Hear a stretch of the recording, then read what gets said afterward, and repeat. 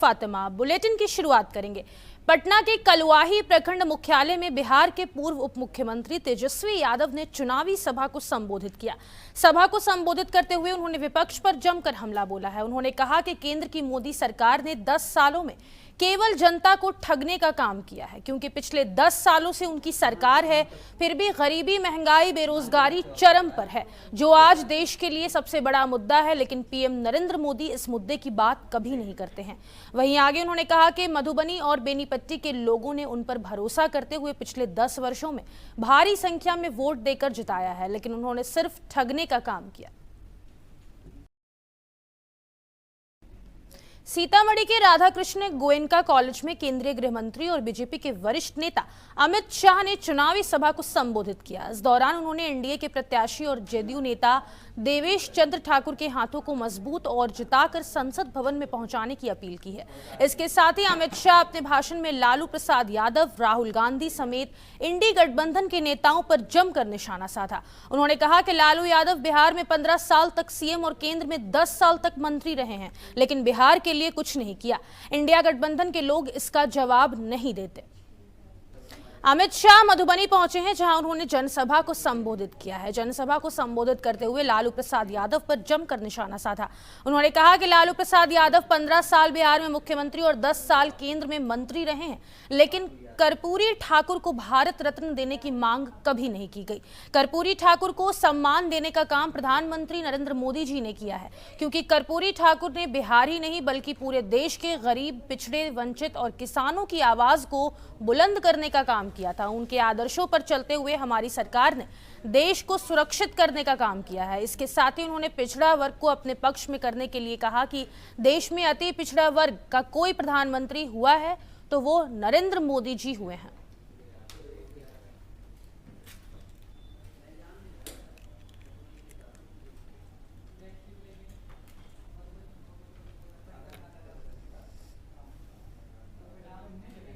BJP प्रवक्ता और पूर्व मंत्री शहनवाज हुसैन तेजस्वी यादव पर जमकर बरसे हैं, क्योंकि आपको याद होगा कि तेजस्वी यादव की तरफ से प्रधानमंत्री को लेकर बयान दिया गया था। उसी को आधार बनाकर शहनवाज हुसैन ने कहा कि तेजस्वी यादव आजकल हर बात पर मां और बाप बहुत बोलते हैं।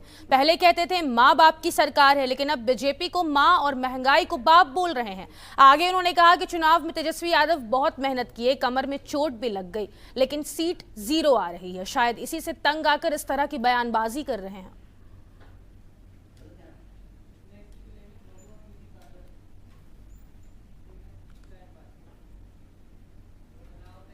अब खबर कैमूर से है, जहां पर कैमूर पुलिस को बड़ी कामयाबी हाथ लगी है। बताते चले कि पिछले महीने 26 अप्रैल को मोहनिया थाना क्षेत्र के कौड़ी राम गांव के पास 3 अज्ञात अपराधियों ने राहगीर से मारपीट कर पैसे और मोबाइल छीन लिया, जिनके खिलाफ थाने में रिपोर्ट दर्ज कराई गई है। जिसके बाद कैमूर पुलिस ने एक टीम गठित कर लगातार अपराधियों के खिलाफ अभियान चलाकर लूटपाट के मामले में शामिल 6 अपराधियों को गिरफ्तार किया। इन सभी अपराधियों की तलाशी लेने पर उनके पास से 2 देसी कट्टा, 5 जिंदा कारतूस, 1 मोटरसाइकिल, 5 मोबाइल बरामद किए गए हैं। वहीं इस मामले को लेकर कैमूर एसपी ललित मोहन शर्मा ने प्रेस कॉन्फ्रेंस कर बताया कि सभी अपराधियों से पूछताछ कर न्यायिक हिरासत में भेज दिया गया है।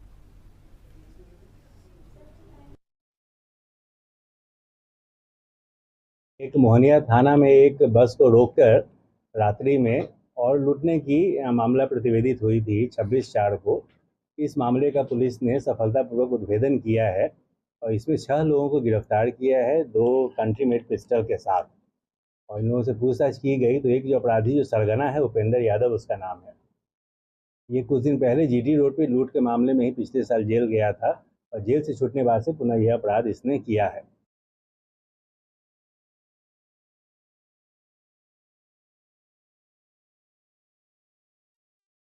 भारत नेपाल सीमा पर हरलाखी थानाध्यक्ष जितेंद्र सहनी की अगुवाई में पुलिस और बीएसएफ के जवानों ने घुड़सवार फोर्स के साथ फ्लैग मार्च निकाला है। फ्लैग मार्च के दौरान थानाध्यक्ष ने लोगों से शांतिपूर्ण तरीके से मतदान करने की अपील की और इस दौरान एरिया डेमिनेशन और वाहन चेकिंग भी की गई। वहीं थानाध्यक्ष ने कहा कि 20 मई को होने वाली मधुबनी लोकसभा चुनाव निष्पक्ष और शांतिपूर्ण वातावरण में कराने को लेकर सभी बूथों पर भारी संख्या में जवानों की तैनाती की जाएगी और चप्पे चप्पे पर पुलिस की कड़ी नजर रहेगी। चुनाव में किसी भी प्रकार की अफवाहें फैलाने और कानून व्यवस्था प्रभावित करने वालों पर कानूनी कार्रवाई की जाएगी।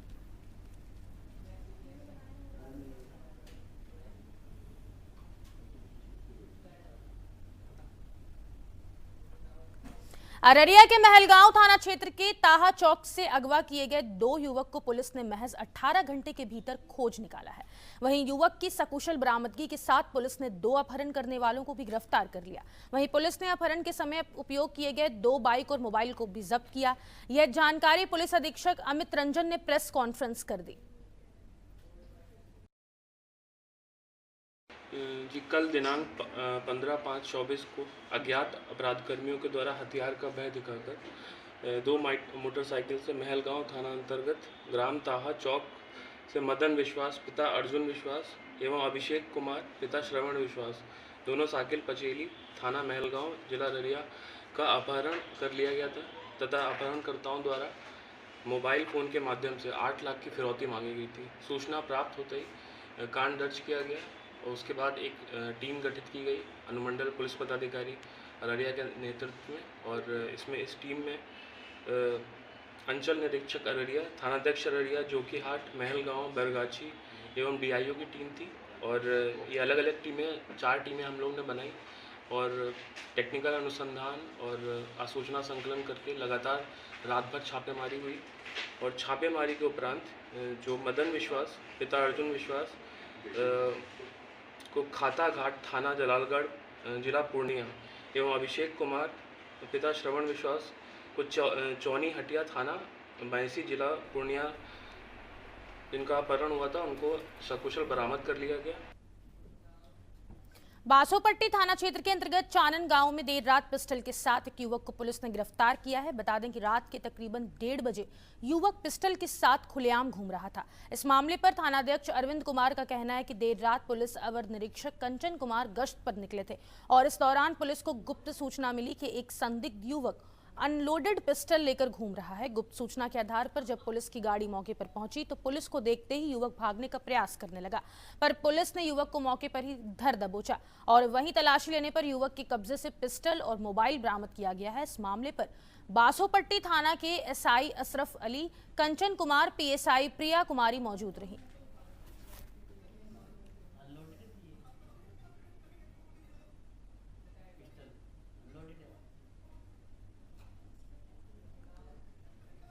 गया जिले के मगध कॉलोनी में एक महिला का संदिग्ध स्थिति में मौत होने का मामला सामने आया है। मृतका की पहचान अंकित सिंह की पत्नी काजल कुमारी के रूप में की गई है।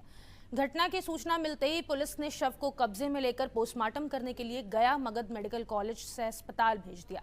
वहीं पुलिस इस घटना को आत्महत्या या हत्या दोनों एंगल पर छानबीन में जुट गई है। घटना हुई कि इन्होंने लड़की बहन जो मेरी थी वो कॉल की हमारे पास 9 साढ़े 9 बजे, इन्होंने मुझे मार देगा और मार देने के बाद हम लोग वहाँ से निकले घर से। कौन कहाँ सूचना मिली थी? लड़की कॉल की थी अपनी माँ के पास फ़ोन, तो मार देगा इन लोग आज हमको। जैसे हम लोग वहाँ घर से निकले इन्होंने रास्ते में जब मार दिया तो अंकित जी ने फ़ोन किया कि लड़की सुसाइड कर दी, लेकिन हम लोग का फोटो है लेकिन लड़की सुसाइड नहीं, इन्होंने गला दबा के मार दिया। क्या जानकारी मिला था आपको? जानकारी इन्होंने लड़की 9:30 बजे फ़ोन की थी और इन्होंने 11 बजे 10 में हमको कॉल करके बताया। आज तो मैं बच्ची जो थी कब फ़ोन की थी अपनी माँ के पास? अंतिम बात कब हुई थी? 9:30 से 10 बजे के बीच में, 11:30 बजे। आज ही। अच्छा, क्या जानकारी मिला था? इन्होंने हमको आज मारने का धमकी दे रहे हैं, आज मार देंगे इन लोग।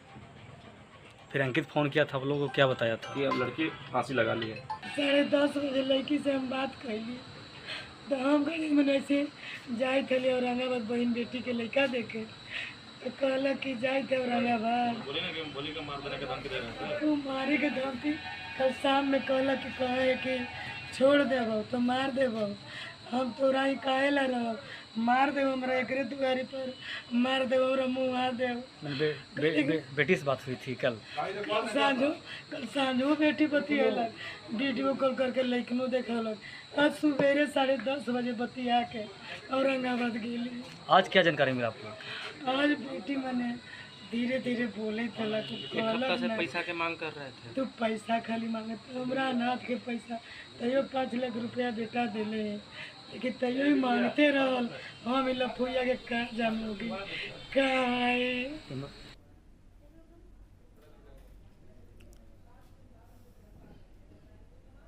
पटना से अगली खबर है, जहां एक मासूम बच्चे का शव निजी स्कूल के कमरे में गटर के अंदर पड़ा मिला है। बता दें कि शव को परिजनों की निशानदेही पर बरामद किया गया है, जहां गुरुवार की सुबह बच्चा स्कूल पढ़ने गया था और छुट्टी के बाद घर वापस नहीं पहुंचा, जिसके बाद परिजनों ने बच्चे की खोजबीन शुरू कर दी। परिजन बच्चे की तलाश में स्कूल गए, जहां निजी स्कूल प्रबंधन द्वारा बच्चे के स्कूल से घर जाने की बात कही गई, लेकिन परिजनों की माने तो बच्चे की तलाश में परिजन स्कूल की खाक छानते रहे। बताया जा रहा है कि बच्चे की तलाश में परिजनों ने स्कूल परिसर में एक कमरे के गटर को खोला, जिसमें बंद गटर के अंदर 3 साल के मासूम बच्चे का शव पाया गया, जिसके बाद इलाके में हड़कंप मच गया।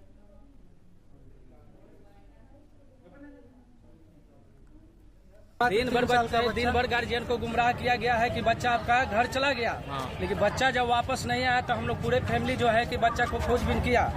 स्कूल प्रांगण में जाकर के इंक्वायरी लिया। वहाँ का जो स्कूल इंचार्ज था वो बार बार कह रहा है कि बच्चा आपका चला गया।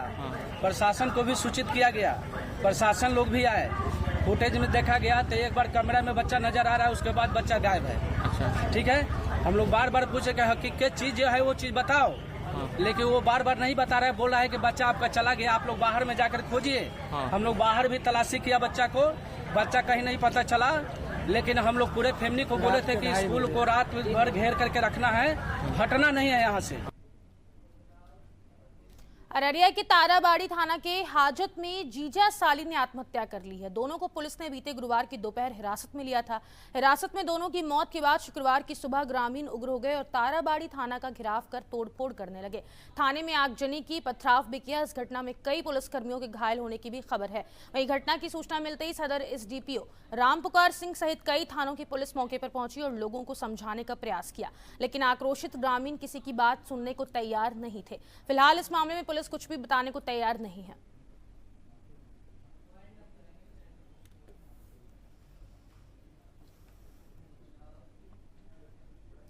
तो मेरे साथ इस वक्त के बुलेटिन में बस इतना ही। देश और दुनिया की तमाम खबरों को सबसे पहले देखने के लिए आप बने रहें एन भारत के साथ। नमस्कार।